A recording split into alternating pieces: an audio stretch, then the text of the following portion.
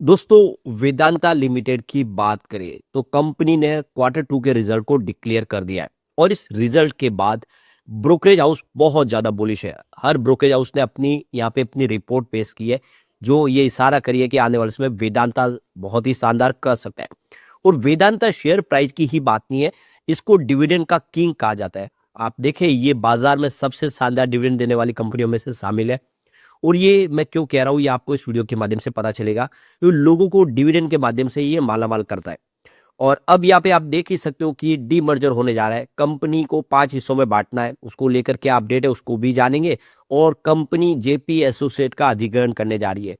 क्या JP associate के अधिग्रहण के बाद कंपनी के बिजनेस में और ग्रोथ देखने को मिलेगी वो भी समझेंगे, और कुछ लेटेस्ट अपडेट जिसको जानेंगे इस वीडियो के माध्यम से। लेकिन फ्रेंड्स, उससे पहले अगर आप पहली बार हमारे चैनल पे आए तो चैनल को सब्सक्राइब कर दीजिए, एक बेल आइकॉन दबा दीजिए ताकि जब भी नया वीडियो बने पहला नोटिफिकेशन आपको मिले। वीडियो पसंद आए तो लाइक से जरूर कीजिए।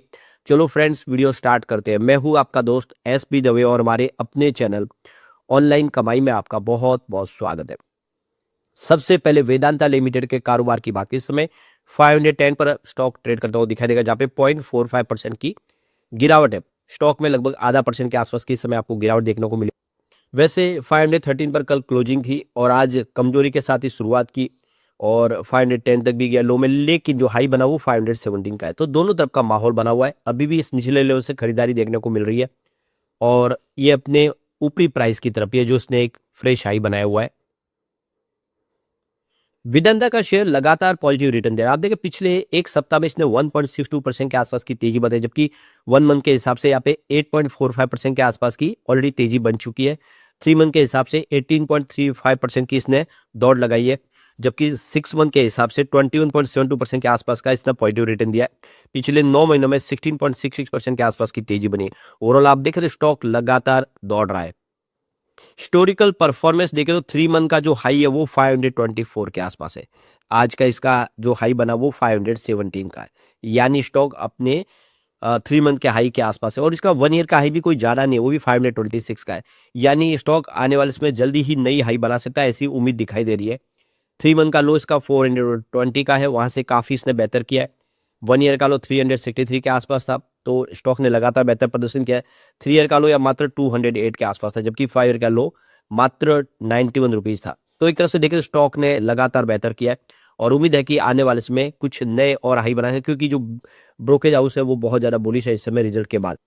तो आप देख सकते हो कि वेदांता लिमिटेड को डिविडेंड किंग कहा जाता है, क्योंकि डिविडेंड के मामले में आप देखें ये बिल्कुल नंबर 2 पे है। सबसे शानदार डिविडेंड देने वाली कंपनियों में देखें तो बीएमडब्ल्यू वेंचर्स नंबर 1 पे है, जहां पे आप देख सकते हो कि इसका 15.80% का डिविडेंड यील्ड में मिलता है।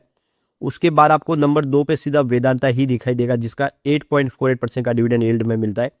उसके बाद में आप देखो कि यहाँ पे नंबर 3 पे जागरण पत्रिका है, जिसका 8.27% का डिविडेंड यील्ड में है। और फिर एमएसटीसी आप देखें ये 7.31% का डिविडेंड देती है यील्ड में।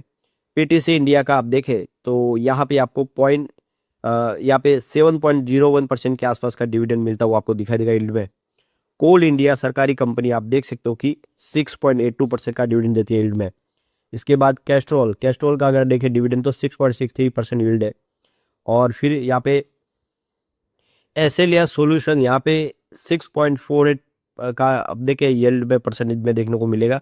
फिर हिंदुस्तान जिंक का अगर आप देखें तो यहाँ पे 6.03% का यील्ड में डिविडेंड है, ये भी वेदांता की सब्सिडीज कंपनी है।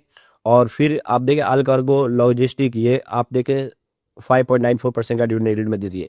तो आप समझ ही सकते हो कि पूरे बाजार में चाहे वो पीएसयू स्टॉक हो या फिर प्राइवेट स्टॉक हो, सरकारी कंपनी या फिर कोई भी प्राइवेट कंपनी हो, उनमें अगर आप देखें तो वेदांता नंबर 2 पे आएगी डिविडेंड देने में। इसीलिए इसको डिविडेंड किंग कहा जाता है और लोग लगातार डिविडेंड के लिए ही यहाँ पे निवेश करते हैं। सबसे बड़ी बात है कि कंपनी हर क्वार्टर के साथ डिविडेंड देती है, यानी हर एक क्वार्टर के बाद कंपनी डिविडेंड देती है। साल में 4 बार डिविडेंड देती है। अगर हम बात करें 2024 की तो कंपनी ने यहाँ पे देख सकते हो कि सबसे पहले 11 रुपीज का डिविडेंड दिया मई 2024 में। फिर अगस्त में 4 रुपीज का डिविडेंड दिया। सितंबर में 20 रुपीज का डिविडेंड दिया। तो दिसंबर में 8.5 रुपए का डिविडेंड दिया। अगर ये पूरा डिविडेंड देखें तो इन्होंने करीब 43 रुपीज से ऊपर का डिविडेंड ऑलरेडी पे किया है। और इससे हम समझ सकते हो कि इसका डिविडेंड का जो ट्रैक रिकॉर्ड बहुत ही बेहतर है।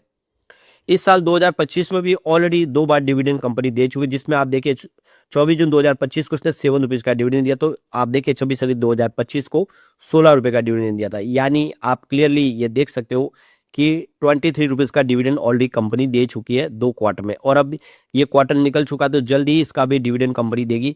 यानी डिविडेंड के लिए ही यहाँ पे लोग निवेश करते हैं, क्योंकि 500 रुपये के स्टॉक के अंदर 40-50 रुपये का डिविडेंड मिलना बहुत बड़ी बात हो जाती है, और इसीलिए ये स्टॉक लोगों की पहली पसंद बना हुआ है। अब कंपनी का जो आगे का लक्ष्य अगर देखें तो इस समय फाइनेंशियल 2026 के लिए इन्होंने रखा है कि डेट कट, यानी ज़्यादा से ज़्यादा कर्ज को कम करना है और डीमर्जर को लेकर आगे बढ़ना है। कंपनी को 5 हिस्सों में बांटना है और इसी ध्येय के साथ आगे बढ़ा, और साथ में नई कैपेसिटी ऐड की जा रही है, अपनी कैपेसिटी को बढ़ाया जा रहा है और नई एक्विजिशन हो रही है। वेदांता आप देख ही सकते हो कि जेपी एसोसिएट का अधिग्रहण करने जा रहे हैं। 17,000 करोड़ की सबसे बड़ी बोली लगाई है उन्होंने, अदानी को पीछे छोड़ा है। तो ये आप समझ ही सकते हो कि वेदांता का जो विजन है काफी बड़ा है और ऐसे में ये कंपनी कमाल कर सकती है। अब जैसे कि आपको पता है कि जेपी एसोसिएट का अधिग्रहण करने, तो वेदांता का जो प्रबंधन है उसका भी बयान निकल कर आया है कि जयप्रकाश एसोसिएट के पावर एसेट में बड़ा मूल्य है और स्टील बिजनेस की एक यहाँ पे डाइवेस्टमेंट की सही कीमत पर की जाएगी उसको। तो ब्रोकरेज फर्म का भी मानना है कि वेदांता की डील अगर जीती है तो कंपनी आने वाले में कुछ जो संपत्ति है उसका मोनेटाइजेशन कर देगी, यानी कुछ संपत्तियां है उसको मोनेटाइज करके उसे रकम वो इकट्ठा करेगी। जैसे कि उनका रियल एस्टेट का बिजनेस है वो कंपनी बेच सकती है, लेकिन जो मैनेजमेंट है उनका कहना है कि उनकी और ताकत बढ़ेगी इस अधिग्रहण के बाद। तो इस रिजल्ट के बाद ब्रोकरेज हाउस बहुत ज़्यादा बुलिश है। आप देखिए तो नोमा और सिटी, आईसीआईसीआई सिक्योरिटीज और इन्वेस्टेक ने वेदांता पर बुलिश रुख रखा हुआ है, और इन ब्रोकरेज हाउस का कहना है कि वेदांता रिसोर्सेज का जो लेवरेज आरामदायक स्तर पर है। लंदन मेटल एक्सचेंज पर एल्यूमिनियम की कीमतों में बढ़ोतरी की संभावना दिखाई दे रही है। वॉल्यूम ग्रोथ बहुत मजबूत है और जो लागत घटने की उम्मीद दिखाई दे रही है। कंपनी का जो डीमर्जर प्रोसेस अपने अंतिम चरण में है। ये सारी बातें इसके लिए पॉजिटिव है।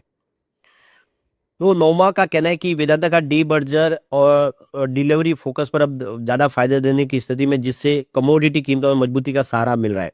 ब्रोकरेज फर्म का मानना है कि तीसरी तिमाही में वेदांता का एबिटाडा 20% क्यू ऑन क्यू बेसिस पे बढ़ सकता है, यानी और बेहतर रिजल्ट देखने को मिल सकता है, जो ऊंची कीमतों और अधिक वॉल्यूम और एल्यूमिनियम की कम प्रोडक्शन की कॉस्ट से समर्थित होगा, यानी समर्थित होगा। तो कंपनी ने फाइनेंस 2027 के लिए जो अनुमानित एबिटाडा 4% बढ़ाकर 63,450 करोड़ कर दिया है। तो ये क्लियर आप देख सकते हो कि इस रिजल्ट के बाद जितने भी ब्रोकरेज हाउस है वो बहुत ज्यादा बुलिश है वेदांता को लेकर। सिटी रिसर्च का कहना है कि एलएमई पर एल्यूमिनियम की कीमतों पर मीडियम टर्म में तेजी संभव है। उनका अनुमान है कि 2027 में एल्यूमिनियम की औसत कीमत $3,500 प्रति टन रह सकती है। सिटी ने कहा है कि एल्यूमिनियम एनर्जी ट्रांजिशन और आर्टिफिशियल इंटेलिजेंस जैसी जो स्ट्रक्चरल ट्रेड में उनको फायदा होगा कंपनी को। सिटी ग्रुप ने कहा है कि जिंक, एल्यूमिनियम और सिल्वर की फाइनेंस 2027 के लिए ऊंची कीमतें मानते हुए कहा है कि वेदांता की कमाई में ये इजाफा करेगा। उन्होंने कहा कि फाइनेंशियल 2026, 27 और 28 के एबिटाडा अनुमान देखें तो 6%, 15% और 16% की वृद्धि देखने को मिल सकते हैं। यानी आने वाला जो समय वेदांता के लिए बहुत शानदार हो सकता है। आईसीआईसीआई सिक्योरिटीज का कहना है कि कमोडिटी प्राइस का सबसे ज्यादा फायदा वेदांता को ही हो रहा है। कंपनी का एल्यूमिनियम डिवीजन लगातार मजबूत कमाई इनको दे रहा है और ऊंचे एलएमई दामों से और अधिक सुधार की उम्मीद दिखाई दे रही है। रिपोर्ट में कहा गया कि एल्यूमिनियम सेगमेंट में प्रमुख कंट्रीब्यूटर रहेगा इनके लिए, जबकि पावर और जिंक सेगमेंट भी सपोर्टिंग रोल निभाएंगे। यानी आप क्लियरली देख सकते हो कि ब्रोकरेज हाउस बहुत ज्यादा बुल, तो ऐसे में कह सकते हैं कि आने वाले समय वेदांता और शानदार कर सकता है। लेकिन फ्रेंड्स, कोई भी इन्वेस्टमेंट करने से पहले अपने फाइनेंशियल एडवाइजर से एडवाइस ले ले या अपना खुद का रिसर्च करें, क्योंकि मैंने वीडियो आपके एजुकेशनल पर्पज के लिए ही बनाया। वीडियो पसंद आए तो लाइक से जरूर कीजिए और चैनल को सब्सक्राइब कर दीजिए। Thank you friends.